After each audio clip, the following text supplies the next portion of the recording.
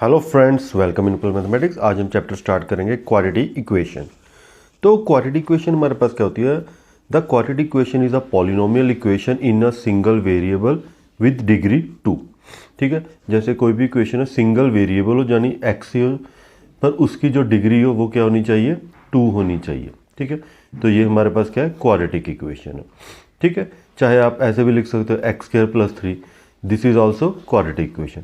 और जो भी क्वाड्रेटिक इक्वेशन होगी उसके सोल्यूशन कितने होंगे? 2 सोल्यूशन होंगे, यानी हम इसे बोल देते हैं जीरोस कितनी होंगी। ठीक है, तो इसके सोल्यूशन कितने होंगे? 2 इक्वेशन होंगे। और इसकी स्टैंडर्ड फॉर्म क्या होती है? A x square plus b x plus c. जैसे देखो, अब इसको इसके साथ कंपेयर करोगे तो यहाँ एक्स स्क्वायर का कोएफिशिएंट क्या है? 1, तो इट मीन्स ए की वैल्यू क्या है? 1, और बी की वैल्यू क्या है? 2, और सी की वैल्यू क्या है?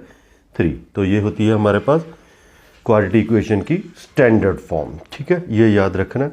और method to solve the quadratic equation, इसके 2 मेथड है इस बार आपको सिलेबस में। एक का नाम है फैक्टराइजेशन मेथड, एक का नाम है क्वाड्रेटिक यूजिंग क्वाड्रेटिक फार्मूला।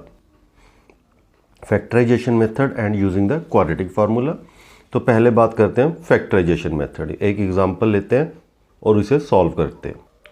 तो फैक्टराइजेशन मेथड करते हैं। तो हमने क्वेश्चन एग्जांपल उठाई है 2x square minus 3x plus 1। अब हम इनकी ज़ीरो फाइंड आउट करेंगे with the help of factorisation method के साथ। ठीक है, देखो ये तो हमारे पास स्टैंडर्ड फॉर्म है ax square plus bx plus c, यानी यहाँ a की वैल्यू क्या है? 2 है, b की वैल्यू क्या है? -3, और c की वैल्यू क्या है? 1 है। लिख लेते हैं, a की वैल्यू 2 है, b की वैल्यू -3 है और c की वैल्यू क्या है? 1 है। तो अब देखो हमारे पास फैक्टराइजेशन मेथड क्या है, जैसे मिडिल टर्म स्प्लिट बोल देते हैं। 2 और 1, ए और सी दो एलिमेंट हमने लेने हैं। ठीक है, इन दोनों की मल्टीप्लिकेशन देखो क्या होती है? 2 × 1 हमारे पास क्या आ रहा है?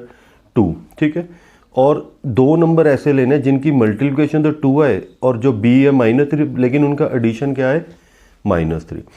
तो देखो 2 और 1 इनकी मल्टीप्लिकेशन तो 2 है, लेकिन 2 और 1 को ऐड करेंगे तो हमारे पास -3 नहीं आ रहा, पॉजिटिव हमारे पास +3 आ रहा है। तो हम क्या करेंगे? -2 और -1 नंबर ले लेते हैं। अब देखो इन दोनों को मल्टीप्लाई करो, 2 आ रहा है। अब इन दोनों को ऐड करो, ठीक है, तो देखो -3 आ रहा है ना। तो हम मिडिल टर्म स्प्लिट करेंगे, क्या लिखेंगे? 2x स्क्वायर -2x और -x और +1 0। इसमें से देखो 2x कॉमन आ रहा है, तो x -1, इसमें से -1। अब देखो इसमें से 2x कॉमन निकाला, तो हमने इसमें से भी ऐसी वैल्यू निकालनी है भी यहाँ x -1 रह जाए। तो हमने -1 कॉमन निकाला, तो यहाँ भी हमारे पास क्या आ गया? x -1। अब इन दोनों में से हमारे पास x -1 कॉमन आ गया, तो ये आ गया हमारे पास 2x -1।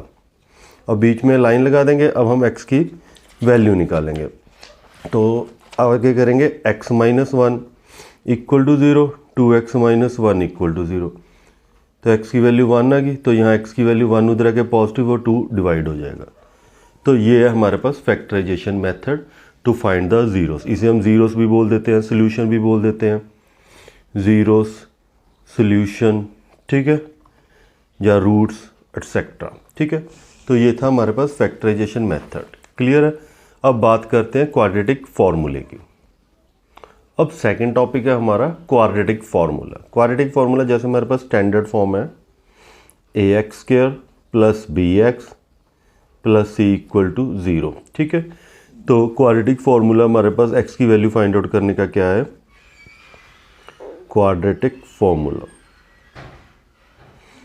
तो वो है हमारे पास x equal to -b plus minus root of B square -4ac upon 2a। ठीक है, और जो b स्क्वायर -4ac है इसे हम बोल देते हैं d, यानी डिस्क्रिमिनेट b स्क्वायर -4ac। ठीक है, और नेचर ऑफ रूट भी हम यहीं से फाइंड आउट करते हैं, नेचर ऑफ रूट्स। कैसे? जैसे अगर हमारे पास d ग्रेटर देन 0 आ गया, यानी ये b स्क्वायर -4ac, जैसे हम d भी बोल देते हैं, अगर ये ग्रेटर देन 0 आ गया तो हमारे पास क्या आएंगे? Two distinct roots, two distinct real roots. ठीक है, जैसे हमारे पास x की वैल्यू क्या आ सकती है, यानी अगर 1 आ गई तो दूसरी क्या आ सकती है? 2 आ सकती है, 5 आ सकती है, लेकिन अलग अलग होंगे। अगर हमारे पास d की वैल्यू इक्वल टू 0 आ गई तो हमारे पास क्या आएगा? 2 equal real roots, 2 equal real roots. जैसे जाता दोनों ही 5 5 होंगे, या 6 होंगे, ठीक है। अगर हमारे पास d की वैल्यू लेस देन 0 आ गई तो हमारे पास क्या आंसर आएगा, नो रियल रूट्स, यानी इसका कोई रियल रूट्स नहीं होंगे, ठीक है। अब हम जो पीछे एग्जाम्पल की है पिछली पेज पे, वही एग्जाम्पल करते हैं with the help of quadratic formula. तो हमने क्या एग्जाम्पल ली थी, 2x² minus 3x plus 1 equal to 0। अब इसे सॉल्व करते हैं। अब पहले तो इसके d फाइंड आउट करते हैं, तो स्टैंडर्ड फॉर्म से हम कंपेयर करेंगे। तो a की वैल्यू 2, b की वैल्यू -3 और c की वैल्यू 1 है, ठीक है। तो d हमारे पास क्या होगा, b² माइनस 4ac। तो b क्या है हमारे पास -3 और a क्या है 2 और c क्या है 1। तो 3 का स्क्वायर 9, 4 इंटू 2 8, 8 इंटू 1 8। तो d क्या आ गया 1 ग्रेटर देन 0, तो इसके 2 रियल रूट्स आएंगे, डिस्टिंक्ट रियल रूट्स। तो अब x की वैल्यू का फॉर्मूला हमारे पास -b plus minus b² minus 4ac upon 2a। अब b हमारे पास क्या है नेगेटिव, तो यहाँ भी क्या है नेगेटिव, तो नेगेटिव नेगेटिव पॉजिटिव। और b हमारे पास 3 का square 9, 9 into 9 minus 4 into 2 into 1। अभी वैसे हमने d सॉल्व किया, लेकिन हम यहाँ भी फिल कर देते हैं वैल्यू।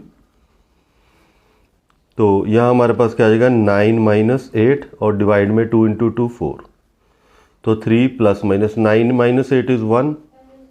तो 1 का रूट हमारे पास क्या होता है, 1 होता है। तो हमारे पास क्या वैल्यू आ गई, 3 प्लस माइनस 1 अपॉन 4। तो अब इसकी दो वैल्यू आएंगी। एक बार हम क्या लिख देंगे 3 प्लस 1 डिवाइड बाई 4, एक 3 माइनस 1 डिवाइड बाई 4। तो ये क्या आ गया 4/4, ये क्या आ गया 2/4। तो 4 4 कैंसिल, तो वैल्यू 1, ये दोनों कैंसिल, तो वैल्यू क्या आ गई 1/2। अब देखो जो हमने फैक्टराइजेशन मेथड से निकाला था उसका भी आंसर क्या था 1 और 1/2। अब हमारा यहाँ आंसर भी क्या है 1 और 1/2, ठीक है। तो यहाँ हमारा चैप्टर 4 का इंट्रोडक्शन पार्ट कंप्लीट होता है।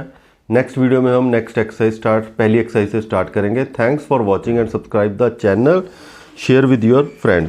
और हम एक और नया कॉन्सेप्ट लेकर आए हैं, शॉर्ट्स में पूरा मैथ कंप्लीट करेंगे, तो वो भी प्लीज़ अगर देखना तो चैनल को सब्सक्राइब करें।